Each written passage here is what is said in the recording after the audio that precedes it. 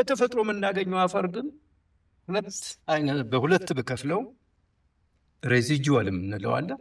እዛው ከድንጋይ አይደለም ድንጋዩ በተፈጥሮ በዌዘሪንግ እዛው ዲኮምፖዝ አድርጎ ወደ አፈር የተቀየረ ሬዚጁዋል የቀረ ማለት ቅሪት አፈር።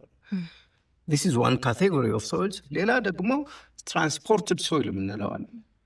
ከዛ መጀመሪያ ከነበሩበት ቦታ በተለያዩ ኤጀንቶች በውሃ በነፋስ በመሳሰሉት ከቦታው ለቀው ሌላ ቦታ ትራንስፖርትድ ይሆኑና በግራቪቲ ዲፖዚትድ ይሆናሉ።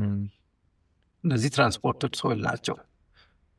በተለይ ትራንስፖርትድ የሆኑ ሶይልስ ሜቢ ሚሊየንስ ኦፍ ይርስ እዛ ነበሩ እና በክብደታቸው ኮንሶሊዴት አድርገዋል። ኦኬ ይሄ ያው ግን ሸማርቶክ ነባውታ 20-30 መቶም አይሞላም። ስለ አዲስ አበባ እድሜዋ ከ130 ሞላ ቢሆን ነው።